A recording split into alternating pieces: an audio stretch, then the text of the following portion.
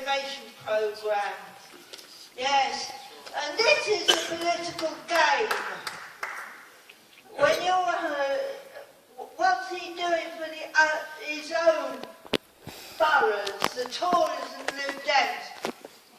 This is all the Labours he's hitting. And then another thing, when you call for a fire engine and you're waiting for it to come and save you, every second counts.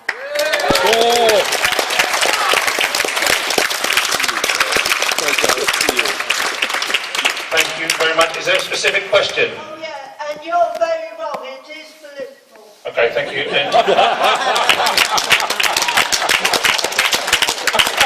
I'll go to the gentleman to my right on the third tier back, black t-shirt.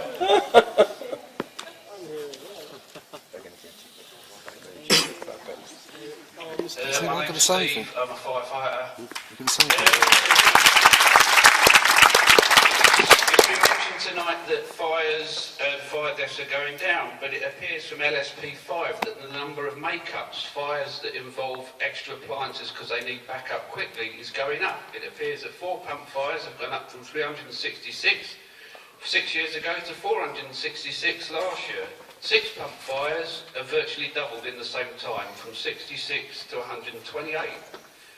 These fires are going up for a reason. Could you tell us the reason why they're going up, and how is it going to be advantageous to lose these trucks around here when clearly this brigade's working towards having more trucks attend fires? Thank you. Okay, thank you.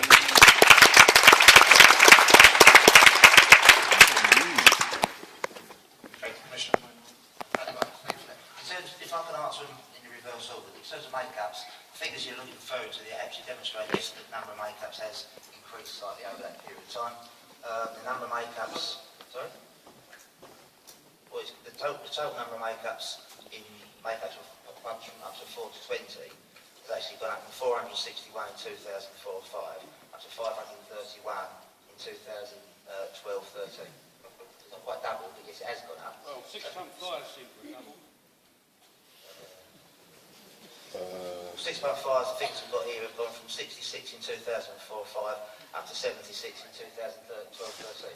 That's not what was written in LSP5 that I read.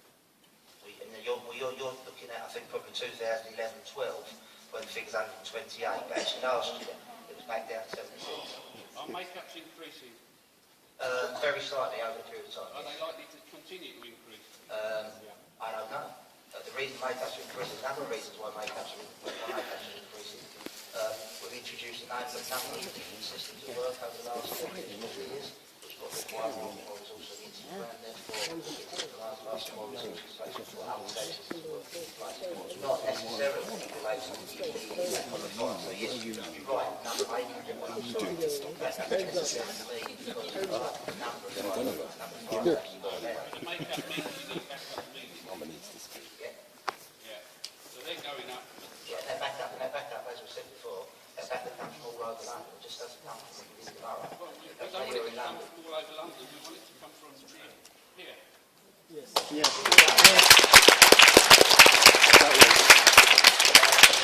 the latest point about the Elkham Road Fire Station. The Elkham Road Fire Station is part of our programme of clear fire stations. The Elkham Road Fire Station will be replaced, but it will be replaced with the same number of fires. There's no proposal in the plan which change how many fire plants we have at Elkham Road Fire Station, or for there to be a fire station in the Elkham Road. That does stay the same. In terms of familiarity, we've dealt with that question before, but in fact, actually, the familiarisation stuff, as I already said, is really, really important. The additional workload that the gentleman and the council there mentioned in terms of working out additional workload for firefighters within the Borough of Southwark, once again, needs to refer back to the fact that we provide fire cover and we provide the work of firefighters across the whole of the brigade, not just on borough boundaries. So whilst you might say how many percentage of number of firefighters in this borough that are located in this borough might reduce, that doesn't mean that there's a consequent increase in the workload of firefighters in this borough, because the intention is to utilise all the resources available to London Fire Brigade to make sure that all firefighters are working at the same equal workload. So it might mean that fire safety work in some boroughs is provided by firefighters outside of that borough, but that's already the case in some places now already. So actually you can't necessarily relate a reduction in number of percentage of firefighters in the borough to an increase in workload to the ones that are remaining. And in relation to the first point the gentleman made about third fire engines, I said we can provide figures of third, fourth, fifth, and if you like really in terms of blasting. Yeah, could you please do so? Sorry?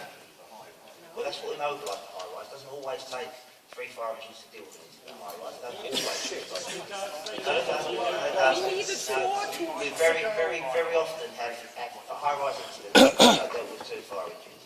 And the reason why we plan on the basis of 2 fire classes is because the vast majority of incidents that we attend are dealt with by 2 fire engines. But we certainly can provide information to you if you want it in relation to the third fire class. See recording this. I just wanted to come back on Stephanie Lodge's point about inner London being hit harder, and I think that's really what you were driving at when you were saying that it's political. And it is true, these cuts are hitting inner London and more deprived areas more, and that's because in the draft plan, is the average attendance time that's being taken into account, not the actual risk. And I think that's one of the things coming through today in terms of the high rise and the points about the high rise. And I'd also say I've got a sort of constant stream here at times about sort of saying the cuts aren't political. These cuts are political. The actual placing of the cut itself is political if nothing else. I think that we can't actually get away from that. These are political cuts. The point that keeps being said, and I think it needs to be clarified, because it's been said a number of times, both by Fiona and a number of councillors have made the point that Central London is being disproportionately hit, or that it's been political motivation to the choice of location. The reason that the changes have more of an impact in Central London is because currently Central London has a much higher density of fire stations. The average distance between fire stations is much closer. That's Far East. Hang on, let me, please, can I just finish the point? The point that you've made, that there is a reason behind that, is true. And to say that these plans are not risk-based is wrong. Because even after these proposals, London will still have the highest density, Central London will still have the highest density of fire stations. The average response times in Central London will still be significantly faster than the average response times in Outer London. When Val, who was the Chairman of the Fire Authority for 8 years, during that period of time, she works on 6 and 8 minute average attendance times. These are not political decisions to use these as a metric. These are metrics that have been, suggesting Val's decision was political. These were the metrics that we used when Val was the chair of the Fire Authority, when Brian was chair of the Fire Authority. Personally blamed for something going on now. I'm not blaming you. Yeah. And actually, the London Safety Plan was supposed to be and was a risk-based approach to safety planning in London. It was about things like hospitals. It was about things like, social chemistry. Val, I'm absolutely not blaming you. Yes, absolutely. Implicated in your damaging budget decision-making. I do not support these decisions. I do not think that anything I did justified them in any way, shape or form.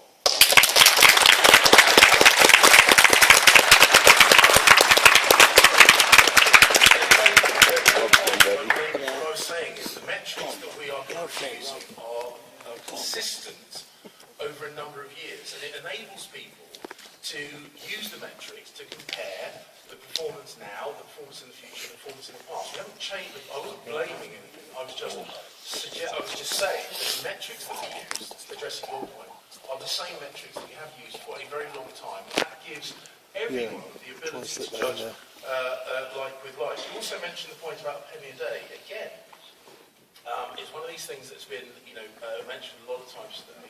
That penny a day on the council tax precept would account for about £9 million a year. As we've already had discussed, the change in our funding is £45 million a year. So implying that 1%, that 1p a day change could make all these problems go away is just wrong.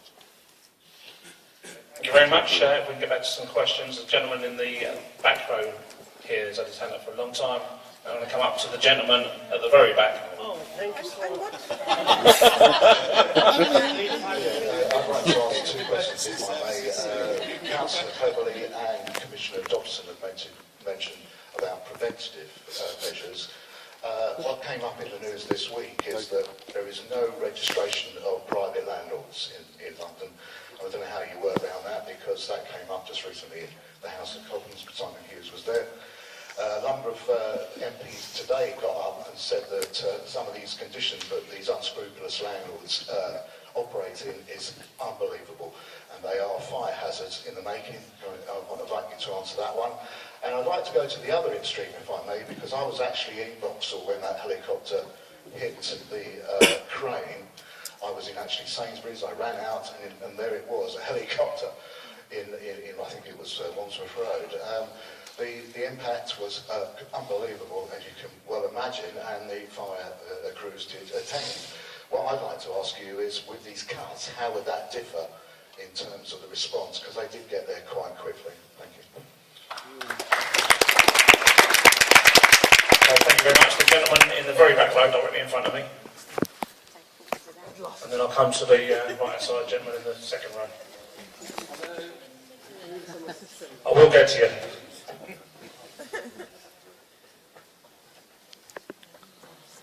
Thank you very much. My name is Sunil Chopra. I'm a councillor in Nunhead Ward in Peckham. Every professional firefighter knows that fire double in 1 minute. New proposal will lead to more deaths and injuries. This is all just for £2 of council tax. What a big saving. Is this the value of a human life? Only £2 in the eyes of Boris? I want to know the answer. Thank you. Okay, thank you.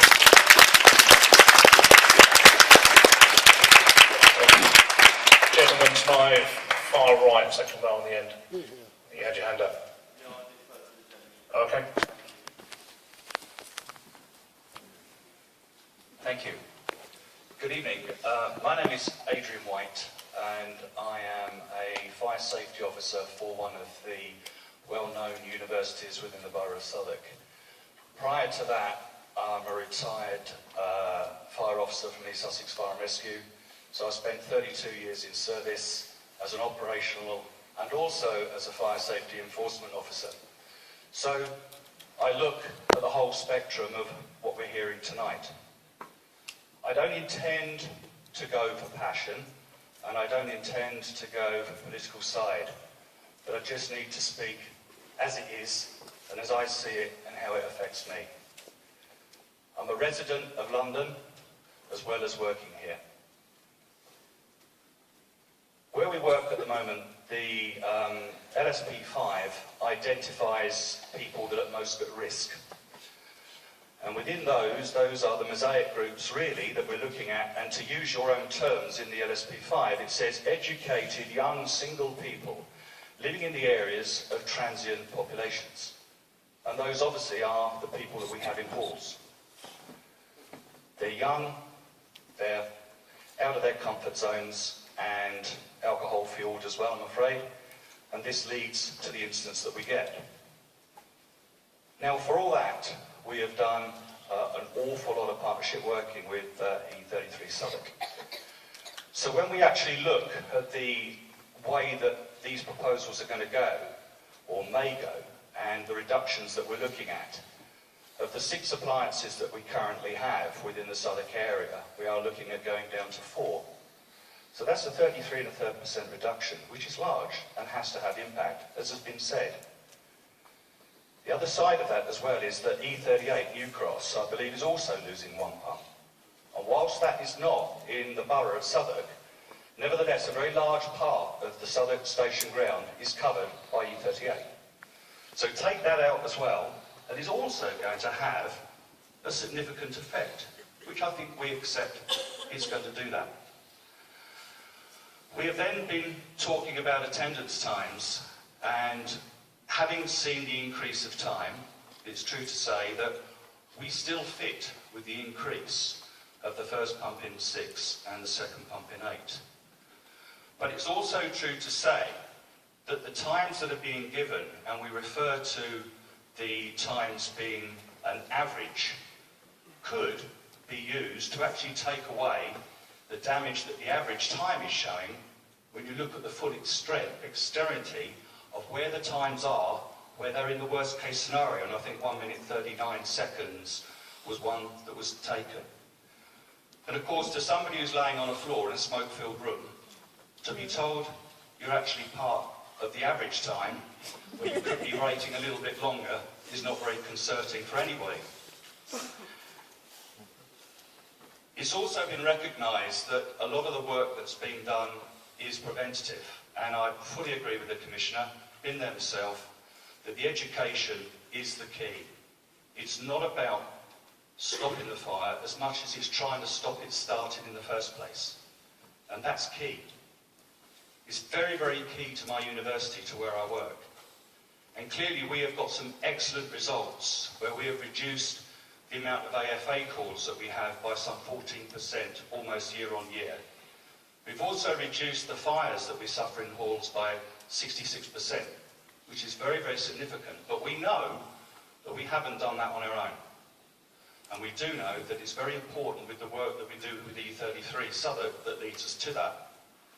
Take that away, we can see that if the education isn't as strong as it is now, then fires will inevitably climb.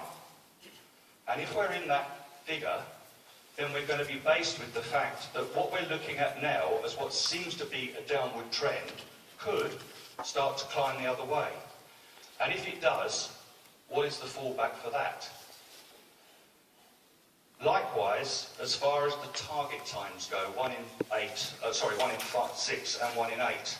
Again, going back years ago, we had predetermined attendances, A, B, C, D risk, and everything went from that. But there, you were stuck with an SLA of 75% of the time. And if you didn't make that, when the HMI came round each year, we were penalised very heavy for that. But with the target times that we've got, are those target times mandatory, or are they best fit? Does it mean that if we actually can't make them and we go over them, do you have a strategy for addressing that? Because once fire appliances are removed, what is the strategy for finding additional money to bring back, which will cost you a lot more than you had in the first place? Yeah.